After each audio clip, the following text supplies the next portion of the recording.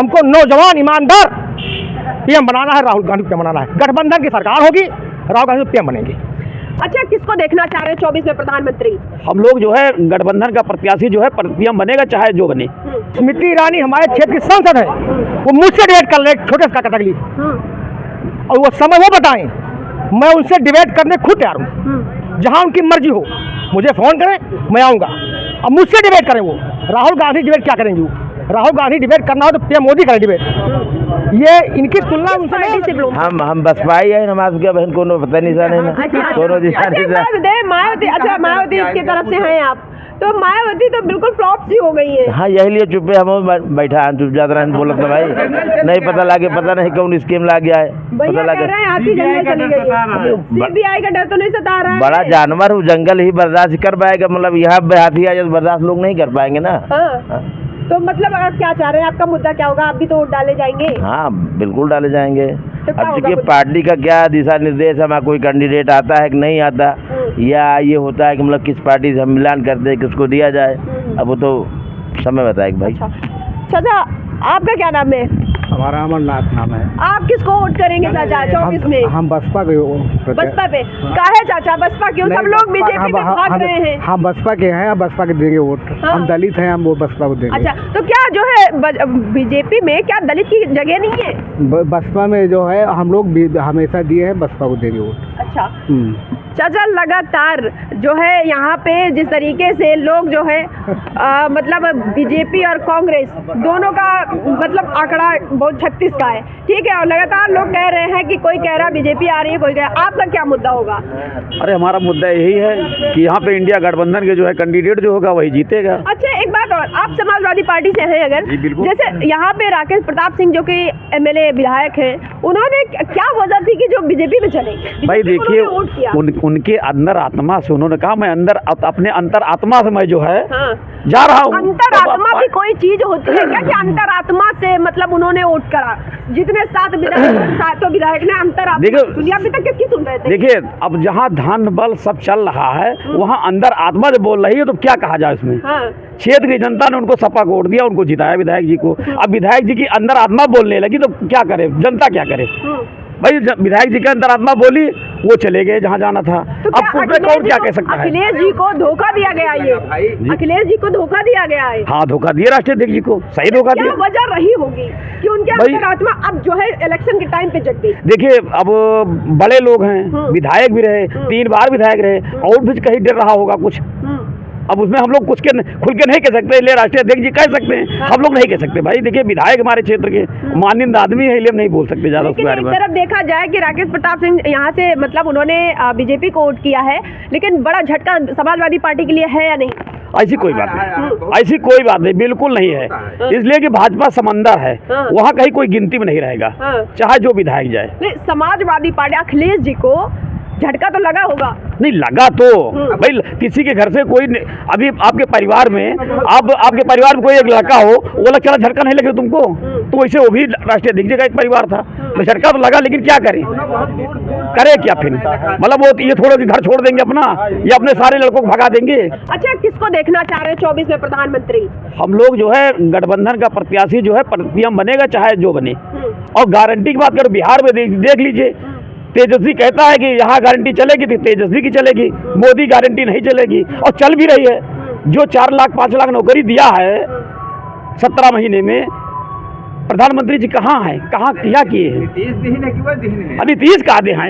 अरे तेजस्वी उसमें सबसे बड़ा उसका योगदान तेजस्वी का है, और वो बिहार में दिख भी रहा है। अच्छा, अमेठी में जिस तरीके से लगातार जो है स्मृति ईरानी जी जो है राहुल गांधी को टारगेट कर रही है, राहुल गांधी को बार बार कह रही है वो मुझसे बात करे, 10 सालों की बात कर रही है, तो उस पर आप कुछ टिप्पणियां करना चाहेंगे? नहीं, वो ऐसा है कि देखिए, वो सांसद महोदय है, जो कहे भी उनका भी कुछ सही है भाई। वो 10 साल से 5 साल सांसद है, 10 साल को राजनीति करते हो गया, तो कुछ भी किए तभी तो वो मतलब कर रही हैं कि हम जीत जाएंगी। आपके पास आ रहे भैया, किसको वोट करेंगे आप?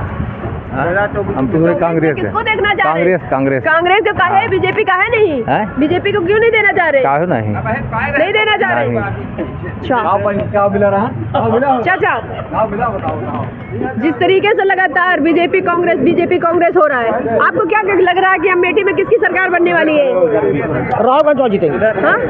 राहुल गांधी जीतेंगे। राहुल गांधी। अच्छा लगा। लेकिन राहुल गांधी अभी सूत्रों से पता चल रहा है कि यहाँ से चुनाव लड़ेंगे, लेकिन अभी लिस्ट जारी भी नहीं हुई है। वो ऊपर का मामला है, हम लोग इतने बड़े नेता तो है नहीं। वो ऊपर का मामला है, अच्छे ऊपर का मामला है, बड़े नेता का मामला है, उसको देखेंगे अपना लोग। हम लोग कार्यकर्ता है, सिपाही हैं, पार्टी के योद्धा हम लोग हैं। जो दायित्व हमको मिलेगा हम लोग बाखूबी निभाएंगे। अच्छा, जिस तरीके से कहा जा रहा है, माननीय स्मृति ईरानी जी राहुल गांधी को बार बार उनका कहना है कि वो मुझसे बात करें। ठीक है, मैं उनको जवाब दूंगी कि उन्होंने पिछले 10 सालों में क्या किया या मैंने क्या किया। उस पर आप कुछ टिप्पणी करना चाहेंगे? मैं आपके चैनल के माध्यम से कहता हूँ, राहुल गांधी की बात छोड़ दीजिए, वो बहुत बड़े नेता हैं। स्मृति ईरानी हमारे क्षेत्र की सांसद है, वो मुझसे डिबेट कर ले छोटे से कार्यकर्ता के लिए, और वो समय वो बताएं, मैं उनसे डिबेट करने खुद तैयार हूँ। जहाँ उनकी मर्जी हो मुझे फ़ोन करें, मैं आऊँगा। अब मुझसे डिबेट करें वो। राहुल गांधी डिबेट क्या करेंगे? वो राहुल गांधी डिबेट करना हो तो पीएम मोदी करें डिबेट। ये इनकी तुलना उनसे नहीं हो सकती। इनकी तुलना यहाँ कांग्रेस एक छोटे से कार्यकर्ता से होती है। मुझसे करें, मैं कांग्रेस का सबसे छोटा कार्यकर्ता हूँ, लेकिन मुझसे डिबेट कर ले वो।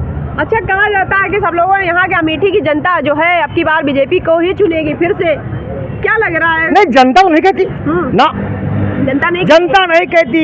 गोदी मीडिया कह सकती है इस चीज को, जो उनके बिके हुए पत्रकार है वही कह सकते, जनता नहीं कहती, या जो बीजेपी के लोग कह सकते हैं। अच्छा, आपका बाकी पब्लिक नहीं कह आपका सकती। क्या मुद्दा होगा? हमारा मुद्दा यही है, संविधान बचाना है हिंदुस्तान का। बाबा साहब अम्बेडकर के संविधान को संजो के रखना है। अगर बीजेपी दो सत्ता में आई तो संविधान खत्म हो जाएगा हिंदुस्तान से। हमको वो बचाना है, हमको नौजवान ईमानदार पीएम बनाना है, राहुल गांधी पीएम बनाना है। गठबंधन की सरकार होगी, राहुल गांधी पीएम बनेंगे। कौन जीतेगा यहाँ से? कहाँ से? अमेठी से। अमेठी से राहुल गांधी जीतेंगे, उनका क्षेत्र है। आप ये बताइए, बार बार आप पूछ रहे हैं कि वो डिबेट का समय राहुल जी से मांग रहे हैं, क्यों नहीं दे रहे हैं? हिंदुस्तान में कौन ऐसा नेता है जिसके परिवार से देश के लिए अपना प्राणों को न्यौछावर दिया है?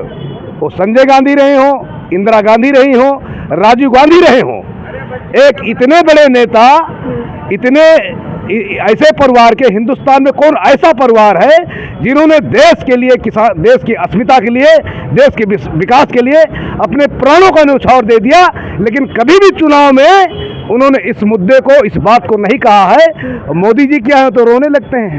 अच्छा, मोदी जी की वो तो भावनात्मक देते हैं। मोदी जी की गारंटी बताया जा रहा है कि मोदी जी की गारंटी चलती है, लेकिन राहुल गांधी ने भी अपनी गारंटी चालू। मोदी जी की गारंटी चलती है, मैं भी मानता हूँ। 5 करोड़ प्रतिवर्ष युवाओं को रोजगार, ये गारंटी चल रही है मोदी जी की। 2 करोड़ और 15 लाख हर लोगों के खाते में जाएगा, हर व्यक्ति की, ये गारंटी चल रही है मोदी जी की। समझ पा रहे हैं ना? 400 रुपये सिलेंडर, और ये 400 रुपये सिलेंडर की गारंटी चल रही है। किसान की आय दुगुनी करेंगे, गारंटी चल रही है। ये जितना मैनिफेस्टो में 14 में लेकर के आए थे, जितने सवाल थे, क्या उसमें से एक भी सवाल हल हुआ है? आप हमें बताइए। लग रहा है राहुल गांधी जो अपने 5 जो है वादे कर रहे हैं कि हम करेंगे लोगों के लिए, क्या लग रहा है वो अपने खरे उतरेंगे अपने वादे पे? 100% आप राहुल गांधी जी के कांग्रेस के पिछले मैनिफेस्टो में जाइए।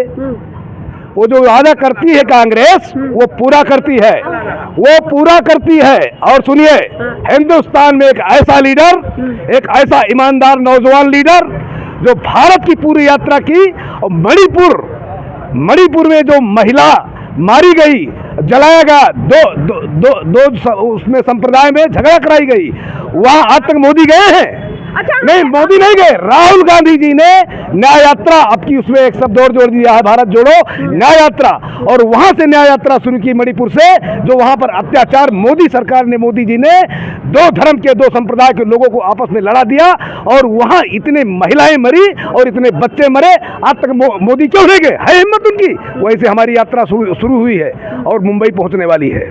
अच्छा एक बात और बताइए। ऐसा कोई लीडर है नहीं, ऐसा कोई लीडर है जो पूरे भारत का भ्रमण किया है, एक मोहब्बत की दुकान खोल रहा है, लोगों को जोड़ रहा है, एक धर्म संप्रदाय आपस में सबको जोड़ रहा है। हमारा कॉन्स्टिट्यूशन क्या कहता है? जाति धर्म संप्रदाय सब हम एक हैं। मैं मोदी जी को और उनको क्या कहते हैं, स्मृति ईरानी जी को कहना चाहता हूं कि कॉन्स्टिट्यूशन का आप प्रेम्बल पढ़िए, फंडामेंटल राइट्स को पढ़िए और फंडामेंटल ड्यूटीज को पढ़िए और तीनों पढ़ लीजिए, तीनों से अलग हैं। ये संविधान को खत्म कर रहे हैं, डेमोक्रेसी को खत्म कर रहे हैं। हम एक डेमोक्रेटिक देश में रहते हैं, डेमोक्रेटिक देश में रहते हैं तो हम डेमोक्रेटिक हैं, और अगर हम डेमोक्रेटिक हैं तो हमारा डेमोक्रेसी बचेगी और हमारा विकास होगा। इनको मैं चुनौती देना चाहता हूँ स्मृति ईरानी जी को। वो क्या विकास की? हाँ।